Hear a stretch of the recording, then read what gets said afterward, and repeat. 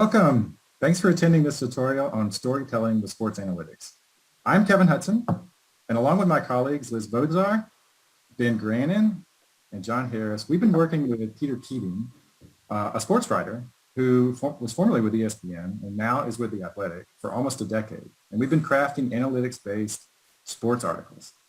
So when we were asked to give a tutorial on sports analytics, we thought a lot about what to say. Because really talking about sports analytics is talking about data analytics. And there have been many tutorials and presentations at Informs on this topic. Instead, given the nature of our collaboration, we thought we would present on the storytelling structure and give examples from our own work and the work of others on how analytics is furthering the story of sports. So we'll start with a story.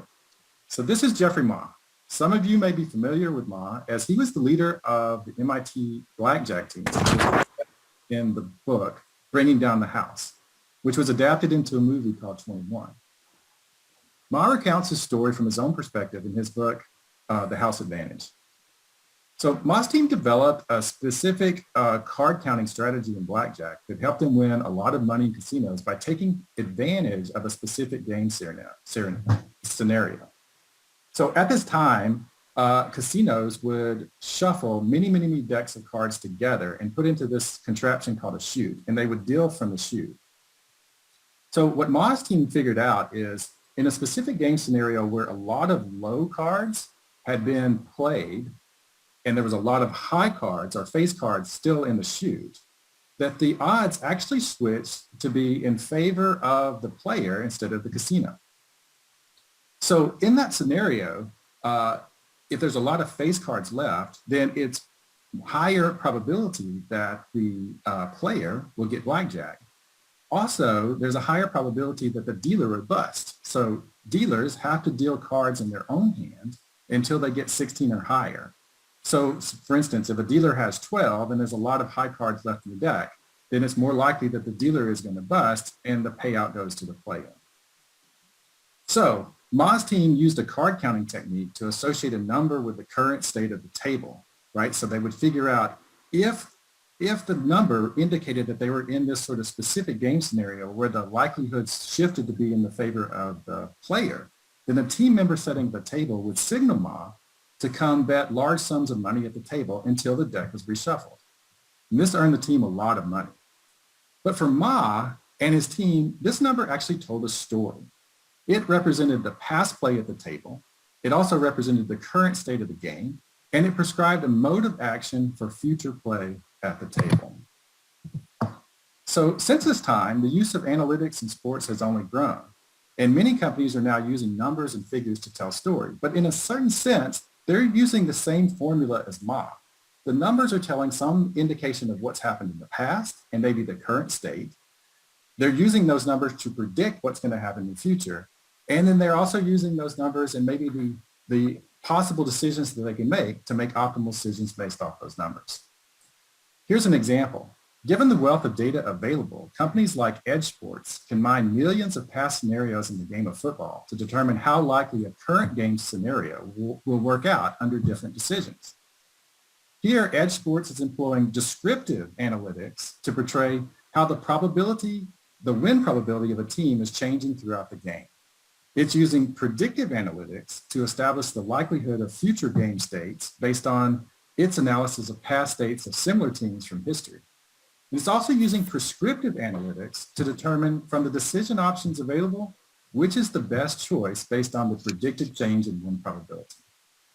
So we will talk about other examples in the areas of descriptive, predictive, and prescriptive analytics throughout the remainder of the talk. But first, let's look at some familiar archetypes in sports storytelling. So here's Liz to take that on. Thanks, Kevin. So sports is full of drama, and the nature of competition and the different personalities and teams and elements that draw people to competition also has connections with sports, or I'm sorry, with entertainment in general. So some of the storylines that we see showing up in sports also show up in popular entertainment with different movies, different archetypes, but they also feed back into ways that analytics can play a role here. So for instance, with some of these classic archetypes like the underdog story, this might be a David versus Goliath type thing or shown in the movie Hoosiers, but really it's looking at the chance that somebody's going to upset somebody from an analytical perspective in sports. Or the comeback story where, you're looking at rooting for the little guy to come up and be victorious. So this might be something like showing up in Black Panther or in Cars, but in analytics, this is showing up in looking at prescriptive decision making and in-game win probability analysis. The rags to riches story comes up in things like Aladdin or Bad News Bears, but it's also from an analytics perspective, looking at how drafts, how we can analyze drafts and understand things in drafting teams and players. Then the last archetype that we want to talk about today is the moral hero. So things like Superman or 42 in the movies, but that can show its way into analytics with scheduling analytics, where fairness is a real concern in making sure that everybody's playing on an even playing field. So these elements come together to give us the basis of story and the structure. So we're using some of the terminology that Robert McKee uses in his book Story, where we really break the structure down into 5 different parts. So the first part is the inciting incident, or the question that the story is trying to address. Why are we listening to the story? Then that follows up with some progressive complications. These are impediments or constraints to resolving the question at hand. The crisis then ends up being a motivating event that inspires the main character to act, and that action that the main character, that we see that storytelling comes through the climax, which eventually brings the character towards the resolution at the end of the story. So I'll throw it back to Kevin now to talk about, to continue learning about our sports analytics. Yeah, so we'll start with descriptive analytics. So descriptive analytics highlights our approach, our nature for trying to use numbers and figures to tell a story. For example, doctors might monitor things like body mass index or A1C or weight in tracking the health of a patient. An economist might judge the health of the economy by looking at gross domestic product, and a marketer might look at the success of an advertising campaign by gauging things like clicks per minute. So the sports industry tracks business-related numbers associated with things like ticket sales, concessions, and merchandising. But in some sense, the holy grail for descriptive analytics in sports is to create a number that describes the quality of a player or a team. And you've probably seen examples of this when you watch sports. Like if you watch an NFL game, you might see the quarterback being rated by some sort of QBR, or quarterback rating. Or if you go on a website like ESPN, you might look and see that ESPN has ranked college football teams by some sort of power index. All of these measures are trying to establish a number to be associated with a player or team in order to rank them in some way. But unlike Jeffrey Ma's scenario earlier, where the number told a really true aspect of a story, due to the complex nature of sports, it's pretty hard to sum up a player or team in terms of quality with just one number. And a lot of scrutiny has been given to past attempts. So in this first example that we look at in descriptive analytics, Peter's going to talk about college football's attempt at rating teams via some formula. Thanks, Kevin. There's essentially one way to rate or rank teams that everybody agrees produces fair results, and that's all on all. You'll see this in old leagues, old baseball leagues, where there are only 8 teams in the National League, or in chess tournaments where 4 or 6 or 8 people play one another in round robin tournaments, or some fantasy leagues where whatever you might think of the relative ratings of the competitors going into the event, the results are right there on the field or the board afterward, and nobody can contest them. This is what the NCAA basketball championship does, and we'll talk more about that later. But you can see that March Madness treats upsets where, by definition, a team we didn't think was as good as the team it was playing wins. They treat that as a feature, not a bug. But in other settings, we require some kind of heuristic, some kind of way to take teams that aren't all playing one another and sort them so that we know who should qualify for the postseason or who should rank above their rivals. There are many ways of doing this. Thomas Callahan and others have set up models that treat winning and losing as transitions in Markov chains. There are ELO ratings, which adjust team rankings after head-to-head meetings, with the number of points at stake, depending on the difference between the teams going into contests, to give a snapshot of those teams after the contests. Next slide. And a crucial example here is college football. For a long time, the algorithm used to rank college football teams is just what humans call the sight test.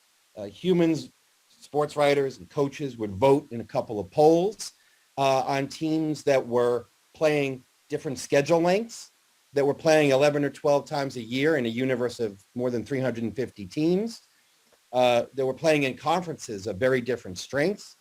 And those votes were subject not just to those complications and others like transitivity issues, where team A beats team B beats team C. Team C, though, goes out and beats team A. And what are voters supposed to do about that?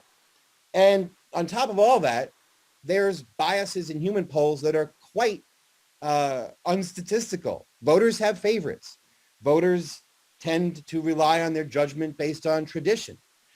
Eventually, all of this created enough problems and enough controversy that the Bowl Championship Series incorporated 6 mathematical ranking systems into its overall ratings of college football teams. But that only increased the complexity and the problems because they sloshed together 6 rating systems that weren't all transparent. They weighted the system so that the computers, as they called them, could never override human voters. And probably worst of all, because there's it's kind of politically incorrect to run up the score on your opponents, the whole system did not allow for margin of victory to be included in any of the calculations. Even a simple inclusion of margins of victory in calculations would produce really substantial changes in the rankings. And this all came to a head in 2012. Next slide. When the BCS chose Notre Dame for all of the reasons I just mentioned, all of the statistical and human biases to play in the championship game.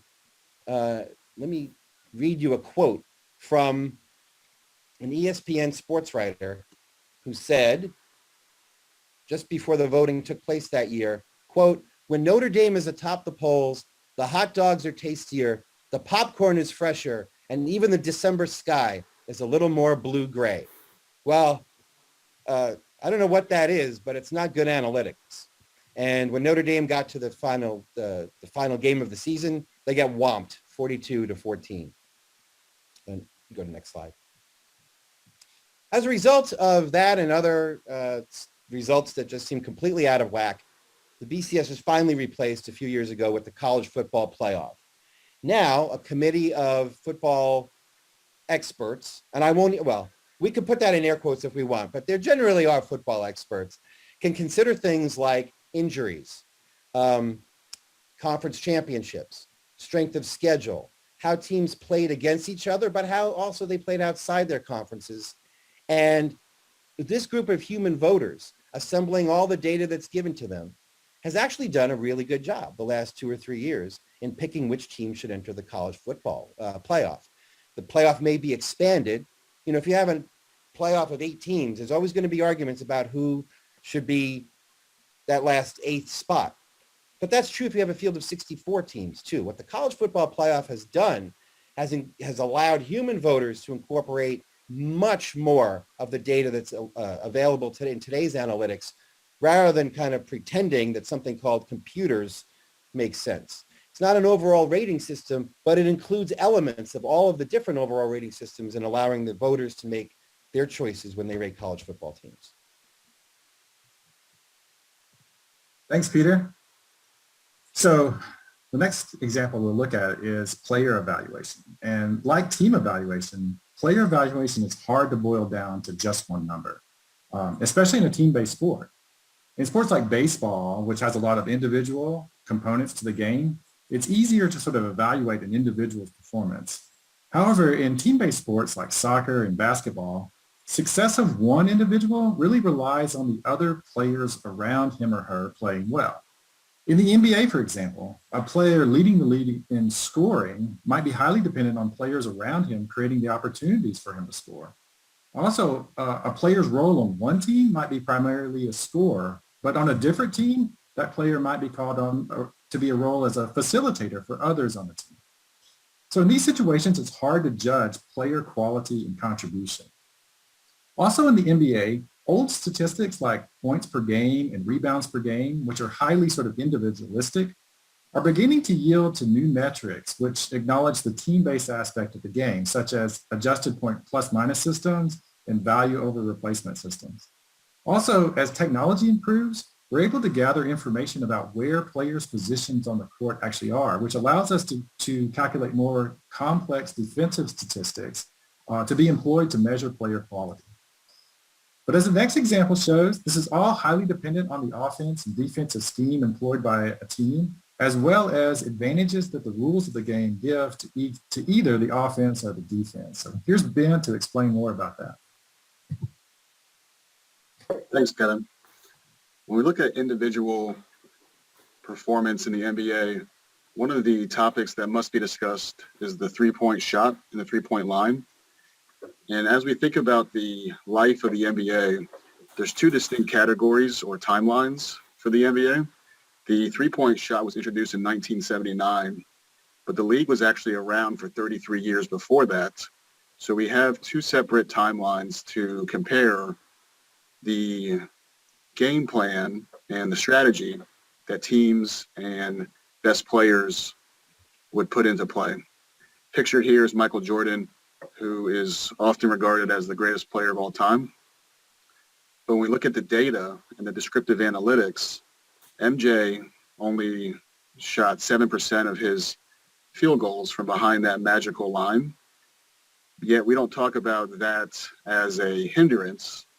We often skirt the issue by pointing to other areas of his gameplay, whether it's passing, facilitating, rebound, work ethic, other dimensions. So we think about how to strategize and how to best influence the outcome of the game. A deep dive into the data and the descriptive analytics in particular will allow us to make better informed decisions. I have some statistics here. I want to make sure that we are on the same page. When the three-point line was introduced in 1979, about one three-point field goal was made per game on just under 3 attempts per game from behind the line. In the season for 2019 to 2020, those numbers climbed up to 12 makes on 34 attempts, respectively. So the league is going, modern NBA is going towards a purposeful and directed change. And I think the next slide brings us into the motivation behind this change. This infographic on the left specifically from Goldsberry shows us a heat map and a percentage structure for the different offensive zones of the court. And we see statistics such as 30% outside of the three-point line, roughly, as well as dropping down to, raising closer to the basket all the way to 60%. And a simple exercise in descriptive analytics would be to calculate the expected value of a possession that would multiply the probability of a successful shot with the value earned from that success. And the key takeaway from the infographic on the left would be that shots that are considered mid-range jumpers, if they have the same probability of going in as a three-point arc, maybe with today's shooters and today's athletes, if they have the same probability of going in and one's worth 50% more, we see a motivation and a strategy to switch the game plan, update the intention to move our offensive players to those high-valued places on the court. So a thought for the audience here would be that if the descriptive analytics tells us to put our best post players next to the rim and our deadliest shooters outside the arc, we can think about those being strategies that the best teams are doing. Next slide. I want to introduce a quote from Steve Kerr, 8-time NBA champion, 6 titles as a player and 2 as a coach.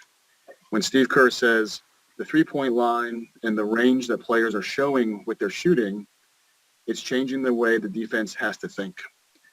So I'll wrap up my comments here with the 2 X's and O's screenshots we see in front of us.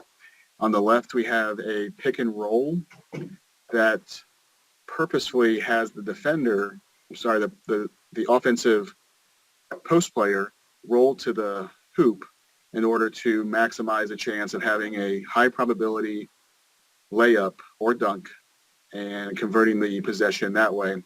And on the right-hand side of the screen, we see a similar pick and roll action, but instead of going all the way to the bucket, modern NBA fans will recognize the regularly occurring play where the ball carrier, the dribbler, will actually kick out the possession to a three-point shooter. Often it is at the astoundment of the broadcasting crew, astonishment of the fans, that an open layup is passed for a three-point shot. The run and gun mentality is prevalent in today's NBA. We're here to tell you that that's part of the story and part of the strategy because the analytics tell us so. Back to you, Kevin. All right, so now we want to move on to predictive analytics. And for Jeffrey Ma and companies like Edge Sports that make forecasts, a descriptive number becomes useful in making future predictions. So, for instance, knowing a team's tendencies can provide a competitive advantage if predicted accurately. Just like a business might use knowledge of the past and the present conditions to forecast things like product demand or detect fraud into the future. For sports teams, player evaluations are often combined with specific conditions of a matchup to try to predict success. But in the sports industry, they figured out and learned some key and important complicating lessons as a result of trying to apply these types of analyses. So here are John and Peter to explain more about that. Thanks, Kevin. Yeah, as Kevin said, it's awfully hard to make predictions 100% of the time successful. Even when there's sound analysis involved in the process, it's still sometimes a toss-up, and that's really what makes a story interesting in a way.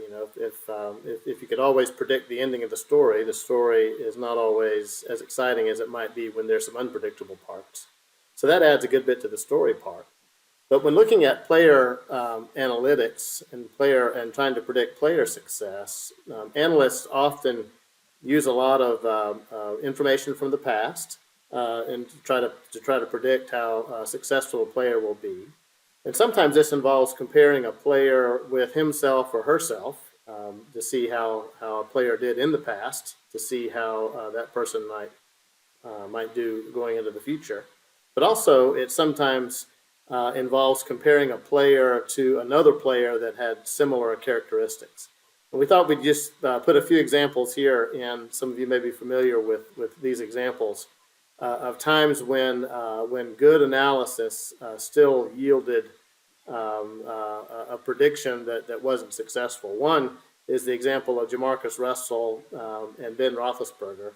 Roethlisberger, of course, is a quarterback for the Steelers, and his background was that he was drafted in 2004, 11th overall pick out of Miami of Ohio, which is not one of the major schools, of course, but during his time there, he played in one bowl game, and he was a big guy, pretty large for what a quarterback was, and by football standards, at least, he's had a pretty successful career. You might be able to say.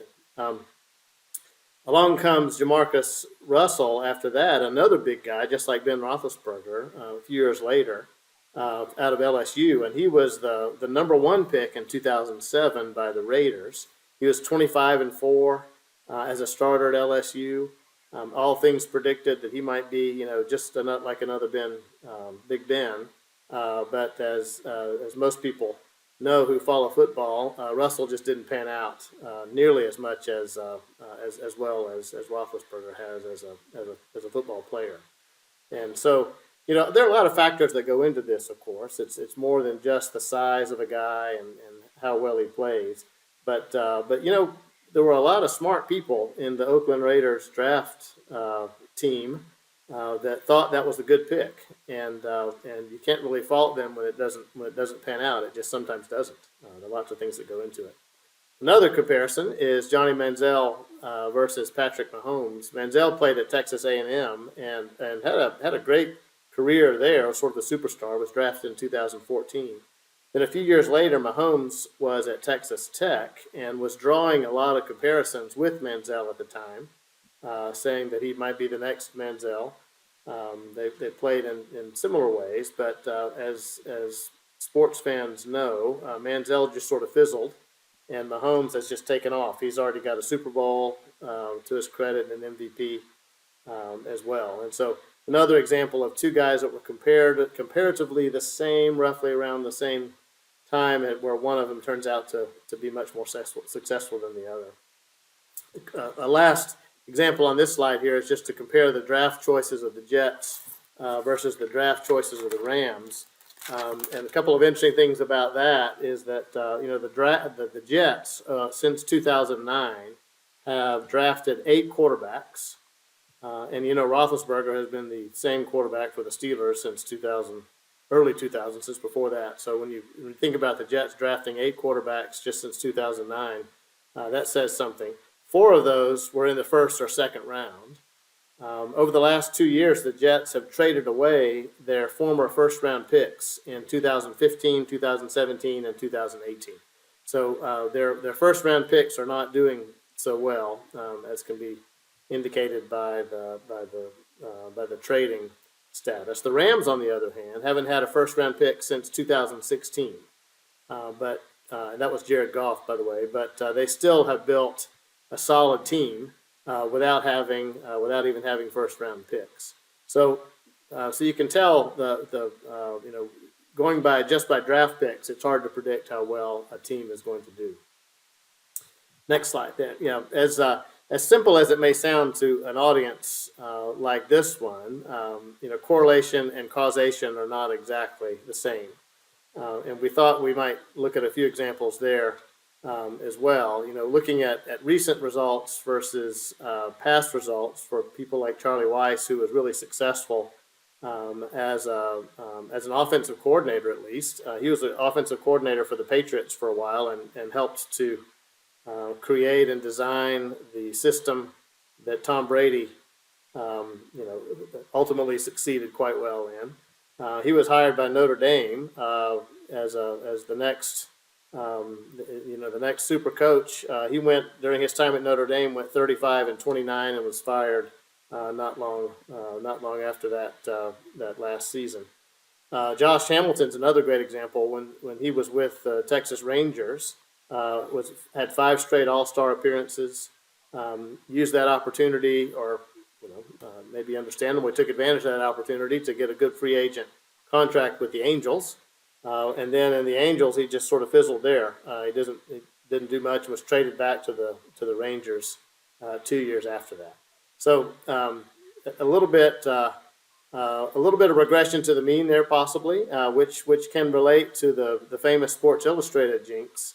And if you're not familiar with that, it's the jinx of finally making it on the cover of Sports Illustrated, only to be followed by a season of mediocrity. And this has caused people to not want to be on the cover of Sports Illustrated, because it causes, obviously, seasons of mediocrity to occur after that. But what the thing to think about there is a regression to the mean possibility, where you've made it on the cover of Sports Illustrated because you've had great seasons. If you regress to the mean, that means that you're, there's probably a better chance that you're going to have a season that's not quite as good the next season. And so, as this slide says here, the context matters in terms of all of these predictions. There are things like the strength of a competition that you're playing, the different types of offense and defense that you play against, that you coach against. All of these things make predictions more complex than just looking at previous data. I'll turn it over to Peter now for the next example. Thanks, John. One key to developing predictive analytics is determining which components of performance are sustainable. Metrics with high year-to-year correlations are consistent with skill, whereas low correlations indicate that there's a lot of luck or randomness involved. This crops up all over sports at different levels of evaluation, but separating the two sometimes requires challenging powerful assumptions, as we'll see on the next slide. For example, for more than 100 years, fans and front offices alike judged pitchers in baseball on the basis of scoreboard-driven statistics like wins or earned run average. But about 20 years ago, a researcher named Boris McCracken developed a radical idea. He discovered that batting average on balls in play allowed by pitchers varies widely from season to season. In other words, there was a low correlation there, apparently because pitching and defense are so intertwined. And it's hard to separate out the effects of defense from what looked like pure pitching statistic. And he wrote, hits allowed are not a particularly meaningful statistic. And that triggered years of fighting among stat heads and fans and writers. And further studies have carved out various exceptions to that, but his basic insight has held true. Pitchers have much less control over balls put in play than other kinds of results. It's counterintuitive, especially when you're thinking about it for the first time, but it's true. As an extreme example, Zach Greinke from 2019 to 2020, the rates at which he struck batters out or issued walks or gave up home runs, those all barely budged at all. But his batting average allowed on balls in play went up by 50 points, basically because batting average on balls in play always goes up and down. So today, when shrewd scouts and general managers evaluate players, they put more stock in what is now called the three true outcomes, those strikeouts, those walks, those home runs, and then the metrics they generate, like statistics like fielding independent pitching, than in batted ball outcomes that fluctuate a lot more. Even the simple steps of separating previously aggregated stats and recognizing regression to the mean seem like simple tasks, but they can produce powerful predictive results. For example, in the early 2000s, research showed that while some NFL players and teams can persistently force fumbles, and we see that all the time, you see players trying to strip the ball, fumble recovery is essentially random. Aaron Schatz, who's the editor-in-chief of Football Outsiders, wrote, stripping the ball is a skill. Holding on to the ball is a skill. Pouncing on the ball as it is bouncing all over the place is not a skill. There is no correlation whatsoever between the percentage of fumbles recovered by a team and the percentage they recover the following year. Again, it's a low correlation from year to year. It's not sustainable. It doesn't generate predictive results.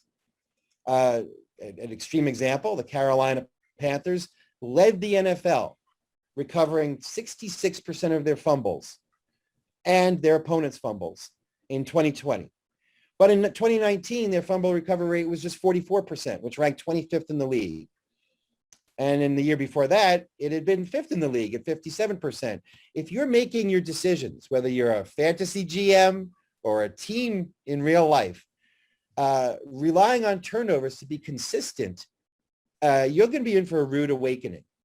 And so the stories that ascribe to an event like fumble recovery over the course of the season, some big, deep reason or some character trait, instead of realizing randomness when they see them, are really off. And so are the rosters that are built that way. So if you're building a team or you're telling a story, you have to seek out what's sustainable. Kevin? Thanks, Peter. So as sports enthusiasts and gamblers alike know, sometimes the best team does not always win. And the team's quality that we measure with these sort of ranking systems that we talked about earlier, those are based on overall performance. But sometimes that particular team does not match up well with the specific opponent that is playing in that week or in that tournament. So in the next example, we will look at a scenario in college basketball where matchup analysis enhanced our predictive power. So I'm going to turn it back to Peter and Liz to talk about that.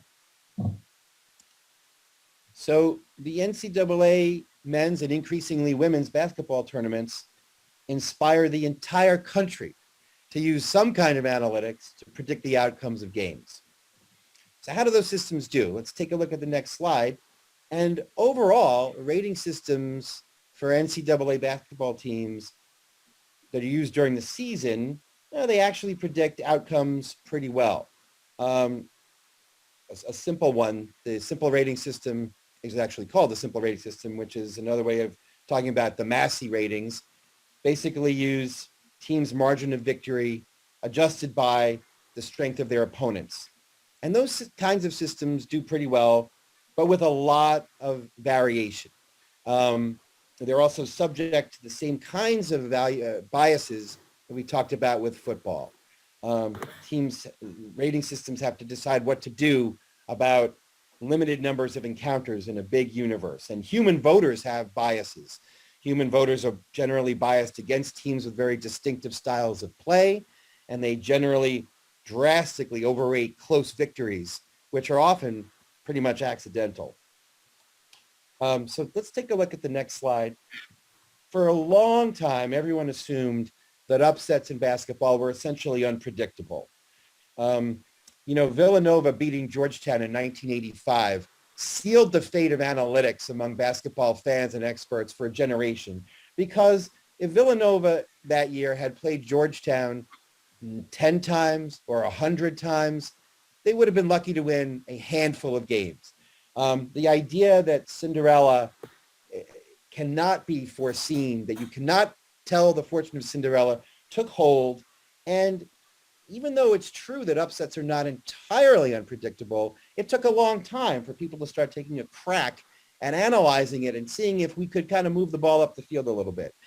Every now and then, a year would come along where it seemed like maybe those of us trying to predict games should have seen some upsets coming. And in 2014, March Madness had all kinds of upsets that seemed to carry the seeds of destruction with them for the team that was ranked higher going in.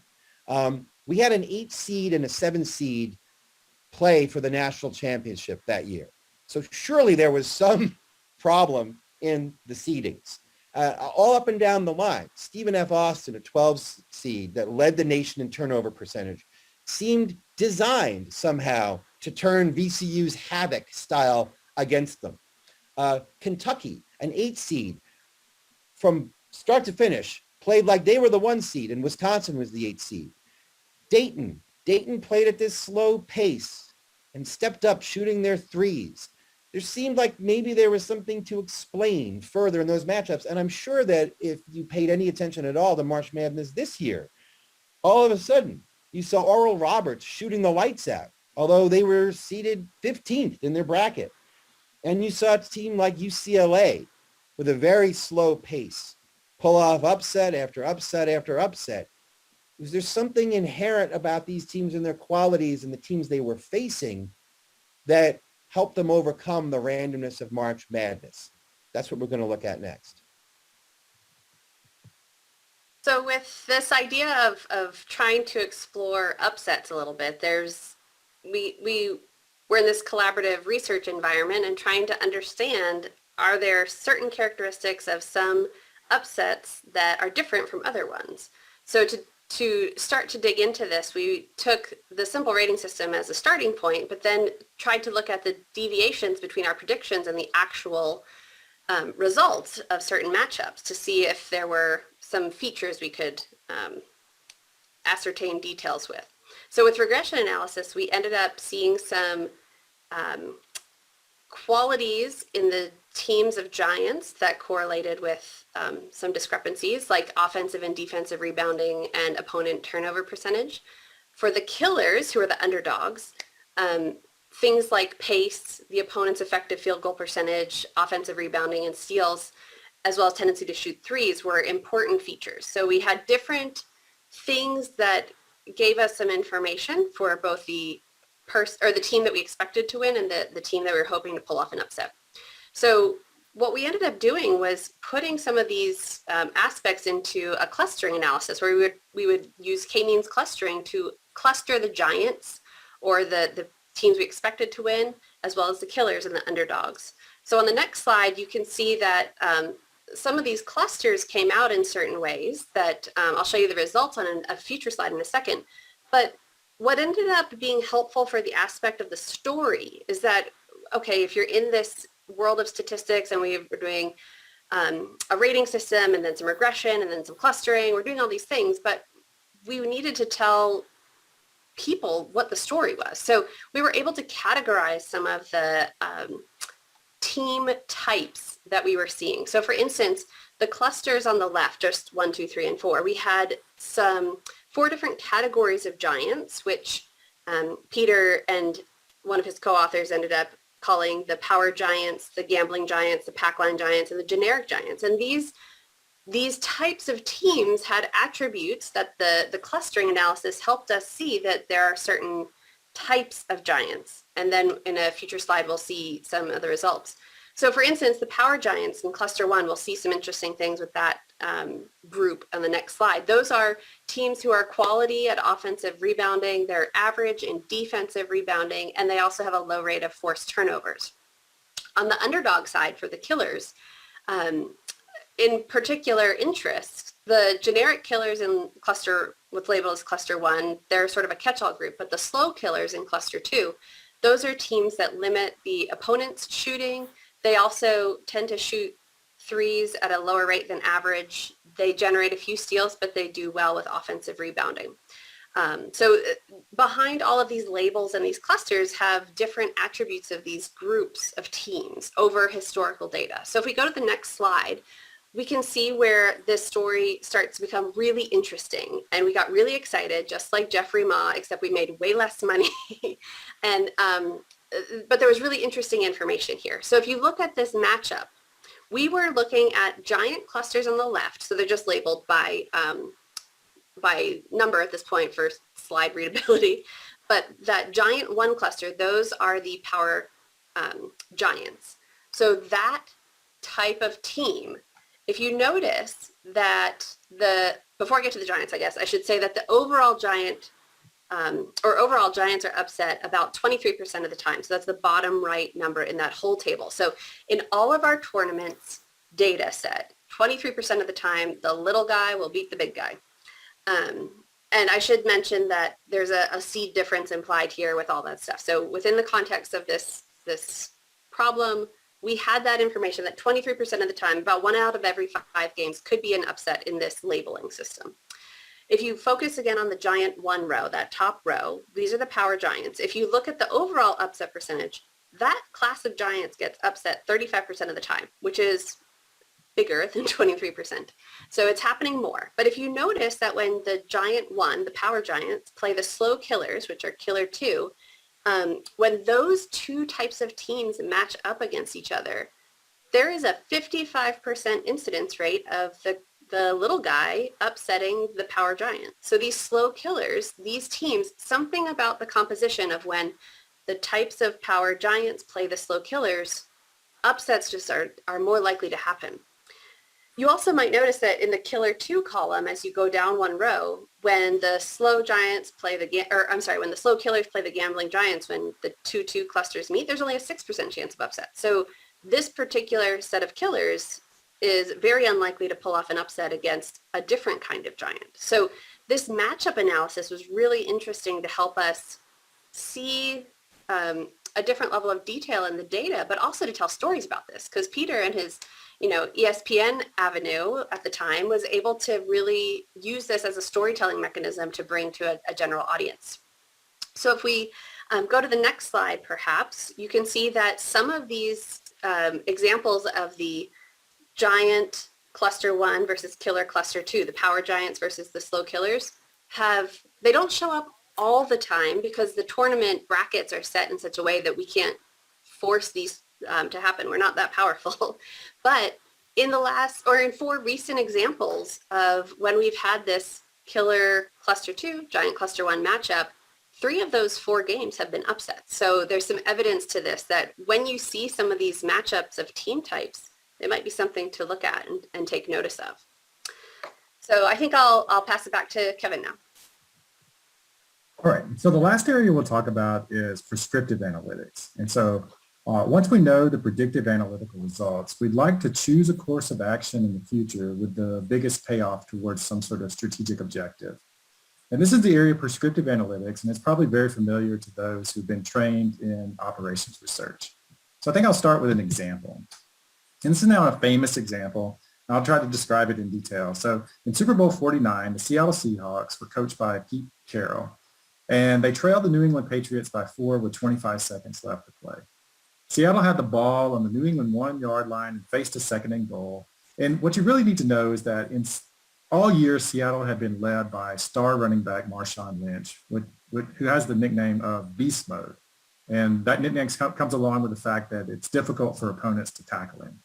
And so it seemed like in this scenario, it was really likely that Seattle would hand the ball off to him to try to score the go-ahead touchdown. But instead, Pete Carroll called a pass play. And that pass play resulted in an interception, and New England was able to run out the clock, and they ended up winning the game. And so Carroll was scrutinized heavily in the media for this call. But some reporters actually came to his defense, citing analytics. And the analytics indicated that throughout the season, teams has had better success passing the ball from this position than running the ball. But that analysis is sort of over an overall season. The conditional analysis is Seattle had Marshawn Lynch in the backfield, right?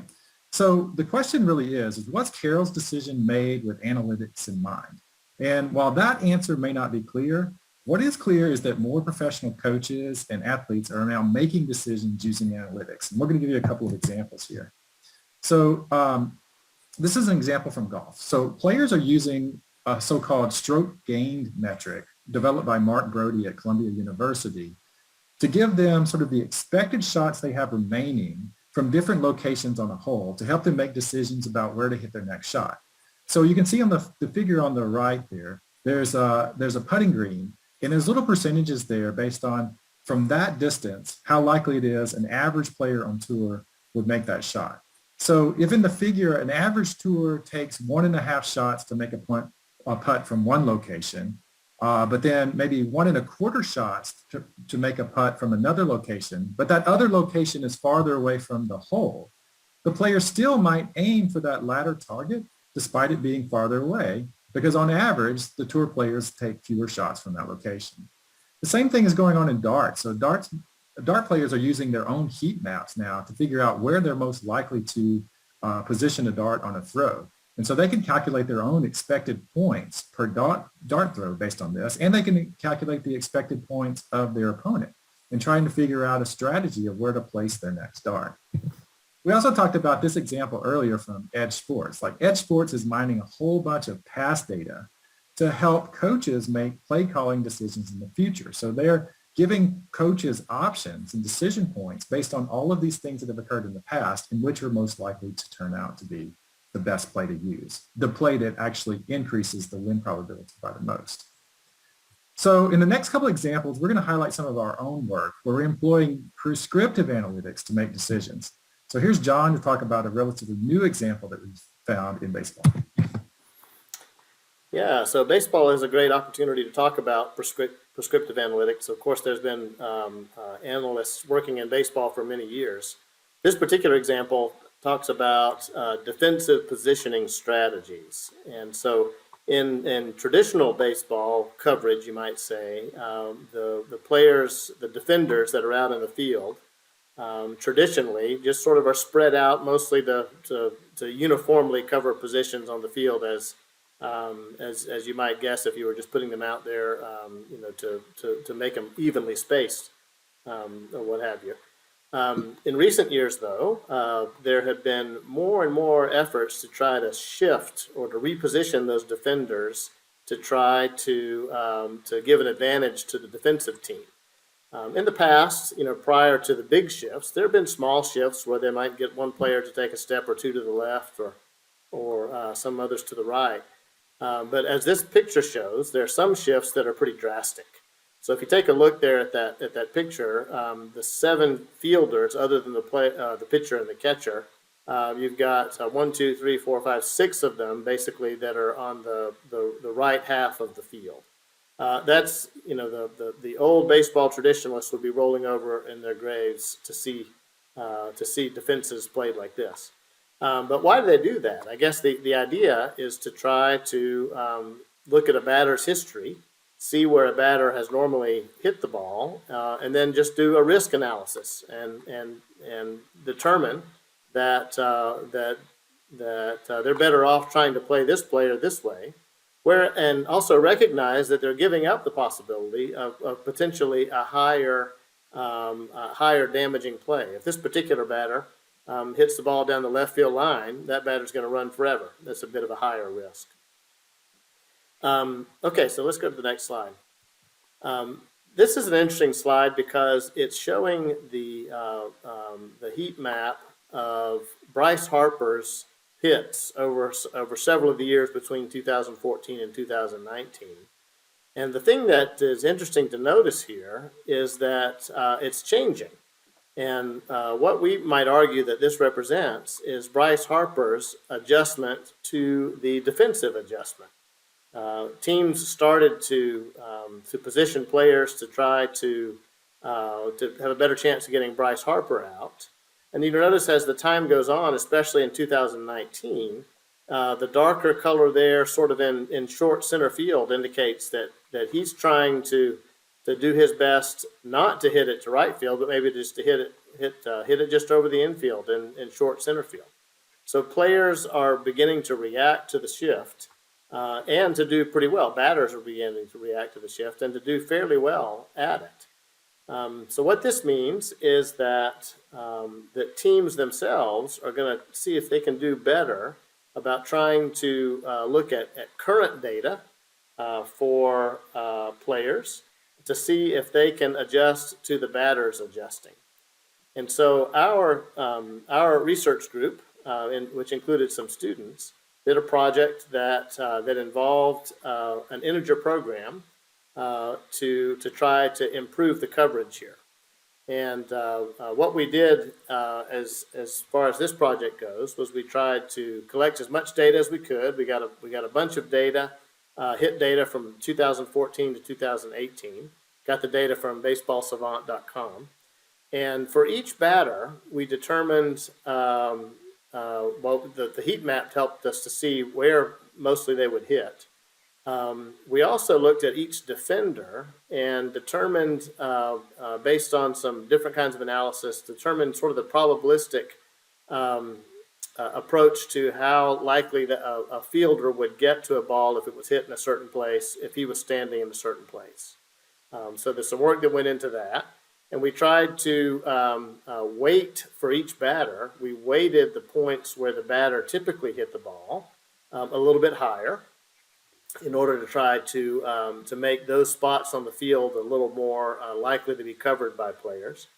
And then what we did to try to cut down on the risky spots was we added some extra weights to points that typically produced doubles and triples. So those were some points down the lines and things. So based on discretizing the field like that and adding value to points that were based on a particular player, we used an integer program, which we'll see on the next slide, to try to maximize the coverage of the field for that player.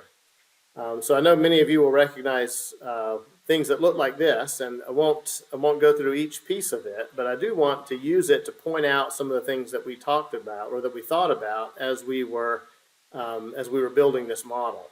The 4,229 that you see at the top of that sum there, that tells you how many spots we had divided the field into. So we divided the field up into about 4,200 discs on the field to be covered for 7 players. Of course, in baseball, the pitcher and the catcher don't have much leeway in terms of where they can stand, and so it's the other 7 players that we wanted to place. The next one down was trying to keep there being too many places that were double covered by players. So we knew that we could have defenders have regions of coverage that could overlap, but we wanted to limit the overlapping there. The next one down, where it's got the vector F, that let us know that that told the model that we needed to have somebody near first base. Somebody needed to be close to that so that they could cover first base. The next one down, it gave us an option to have either 3 infielders or 4 infielders. And then that next constraint there is making sure that no one defender is standing directly in front and blocking the view of another player. So we made sure that there was an angle difference there. So that's just a quick run through of that model to help you see some of the things that went into it.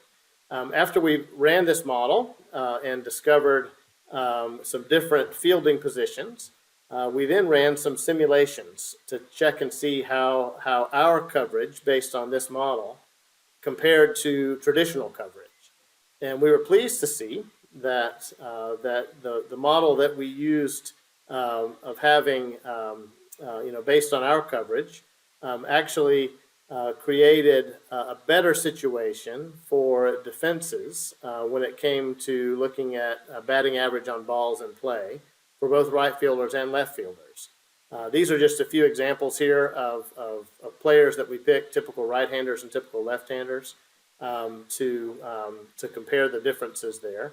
It wasn't always the case that there was improvements. You see that Kane and Harper there both were differences in these two approaches, but overall, it seemed like our approach was good, and it was an exciting project to be a part of. I'll turn it back to Kevin now to talk about another example. Yeah, thanks, John. So as a second example in prescriptive analytics, operations research has had a long history in the area of scheduling, and many people are familiar with some of the pioneering work by Mike Trick and others in the area of baseball scheduling. So I'm going to pass it back to Ben to talk about an example of our own work in scheduling that sort of takes a new spin on a fair schedule. Thanks, Doug. So in the spirit of the Inform's annual meeting, bouncing around different locations, we do show the Anaheim Angels 60th anniversary schedule on the left-hand side of the slide in front of us. If we were in person, we could have all attended a ball game if it was scheduled for this weekend. The next slide, please, Kevin. Our work in prescriptive analytics over the last few years has leveraged integer programming techniques for scheduling applications really tied to the sports domain. And one of the recently published papers that this group has put forward in the Journal of Sports Analytics looks at NFL schedules and how to reduce the variability in the strength of the schedules for each team in the league. So the infographic on this screen in front of us captures the current system for each team's schedule generation for the NFL. I will note that the current season that we just started for the 2021 NFL season has added a new feature in a 17th game. So this work was done before that change was implemented currently. And the 16 games for the season, if we look at the Tennessee Titans isolated in this picture, we see that the Titans are members of the AFC South, and therefore they will play a home and away game, which each of the three other members of their division. The black lines are indicative of a game, and 2 games capture home and away series for the Colts, Texans, and Jaguars. In addition to those divisional matchups in division, we also have the remaining black lines that show the Titans are going to play every team from a different division in their conference. In this case, the Titans played every team from the AFC West, and they also are going to play against every other team from a division outside their conference or across conference. In this particular season in 2017, that was the NFC North. Those games are established and they rotate for fairness. What's interesting and the motivation behind this work is there's also 2 games that are scheduled for each team in which the team under consideration, in this case Tennessee, will match up against other teams in the league that finish in the same place of the standings for their respective division. So for the previous year, in 2016, the Tennessee Titans played the equally talented Dolphins and Cleveland Browns. The idea behind the schedule generation in this process for the league office is that if you were of the same caliber in the previous season, you'll play against somebody, another team that's of equal quality to round out the schedule. And we decided that those two games are probably not good indicators of a team's change during the offseason, whether it's a head coach change or success in the draft or free agency, players retiring. A team is liable to change in one direction or the other between seasons.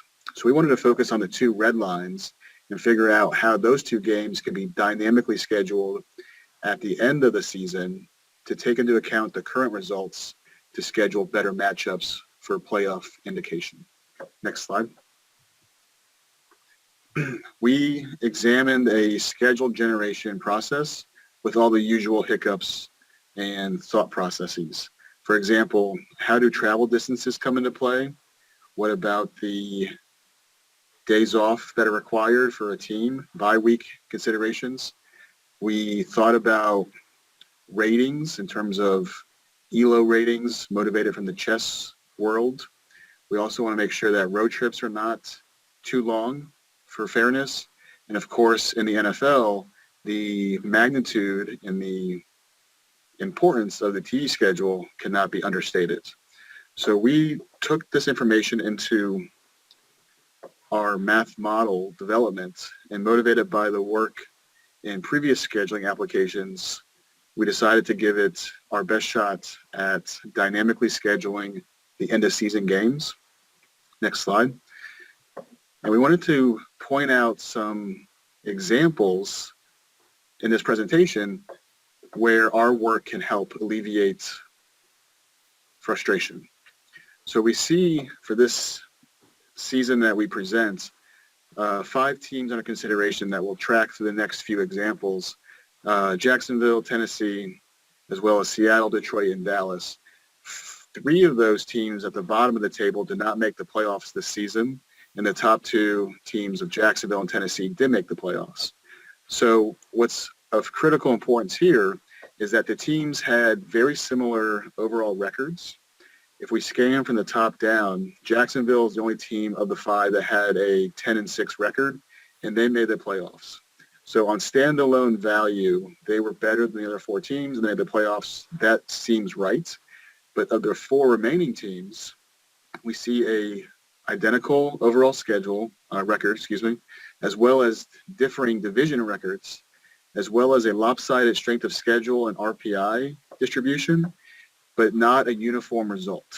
In particular, Tennessee made the playoffs. The other 3 teams at the bottom did not. So we wanted to figure out if Tennessee's success in making the postseason was a result of an easier schedule, and how could we fix that going forward for the league to guarantee fairness. Next slide. This slide shows us that we can leverage a linear program, in particular a binary linear program, to capture the structure of a schedule with the usual constraints found in the application of schedule making. Next slide. Some highlights that we want to point out to the audience is a standalone result that we were able to reduce the variation of strength of schedule for each of the NFL teams by 40+%. And in order to do that, there is a give and take and a trade-off across the league. This information in orange captures what the official schedule was for that season across the league. And we see the boundary, the maximum strength of schedule and the minimum strength of schedule far apart.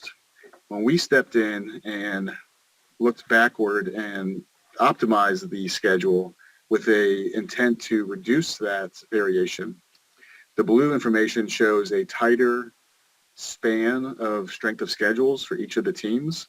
And of course, there will be some teams that play a softer schedule and others that play a more difficult schedule to make it better for the whole league as a system. Next slide. Going back to our example of these 5 teams, in particular Tennessee and Jacksonville, we see on the bottom that the official schedule in blue, that Tennessee had a very easy, of these 5 teams, the easiest strength of schedule. And after optimization occurred, Tennessee's dynamic schedule climbed to a much higher number. And that's broken down further on the bottom row of this table for Tennessee, where they were playing Miami and Oakland officially. But if their schedule had been Kansas City and Pittsburgh, 2 tougher opponents, it begs the question of would they have also made the playoffs that season? Likewise, you can see other teams capture similar results where differently chosen opponents that level the playing field may result in a different outcome for the league schedule. Turn it back to Kevin here to bring us to the conclusion of our talk. So thanks. So we thought we would leave you with a few lessons we've learned from our collaborations and storytelling with analytics. First, your audience might have a limited understanding of the role of randomness. So for instance, in the Pete Carroll situation, like if Pete Carroll's decision to pass the ball on 2nd and goal works out 7 out of 10 times, is that still a bad decision, right? Number 2, different audiences have different objectives. After our giant killer analysis started to gain some attention in the local news media, some of our own basketball coaches reached out to us to hear more about the results. But after hearing our presentation, we were struck that their comments to us were, this is interesting, but the results that we're seeing are not coachable. So while, we had to then think about that in terms of what was our objective, and our objective was like making some rating system useful to the sports fan or to the gambler. But our analysis was not all that useful to a coaching staff, which had the objective of understanding how to coach their players to be more successful in the court. So number 3, answers are sensitive to conditions. So in the swing shift analysis that John talked about, the assumptions are that the bases are empty. If there are runners on base, then there are other risk factors which need to be considered in that analysis. So number 4, tell the full story by balancing the story with an opposing viewpoint. So when Ben talked about that NFL scheduling project, that project might not be very popular amongst coaches who have to prepare games for essentially unknown opponents. And it might not often be popular with, say, television networks, which might end up showing games which were not as popular as they wanted to show. Number 5, if your story is about the analytics itself, ground it with an example. So in the Giant Killers example that Liz and Ben talked about, the story really came alive when we figured out the teams that usually fell into each cluster. And that way, knowing those teams, we could go and remember in our own past history of watching those types of games where those teams were playing and could actually put a face together with the Giants and the Killers. So we thought we would leave you with some recommendations if you're wanting to get started in the sports analytics industry. The first one is learn how to scrape data. Often data is not available in a usable form. So learning how to scrape data from websites is valuable in terms of getting the data set that you want. Further, all of the analysis we have shown in this talk involves men's sports, mostly due to the lack of data available in women's sports. But this is starting to change, so opportunities exist for you to get started in analyzing women's sports. Number 2, if you want to break into sports consulting, for instance, we recommend starting with local teams. We've had really great success at reaching out to minor league baseball teams and minor leagues for opportunities to do analysis. These entities often don't have the resources to tackle these analytics projects that their major league counterparts do, and often we find they really welcome the help. Number 3, we list some sports organizations that you can get involved with here. And the sports section of Informs provides a great opportunity to meet people who are interested in the same type of work, as well as learning new techniques and application areas in sports. And finally, the future of sports analytics might lie in a more systems thinking approach to the analysis. Understanding how acquiring a new player impacts merchandising and ticket sales for an organization is an analysis that's on the forefront of analytics work in this area. So finally, we'd like to thank Informs for the opportunity to give this tutorial. We'd also like to thank the audience for their attention. So now we will move to the discussion room for the question and answer session, and we hope you guys join us there.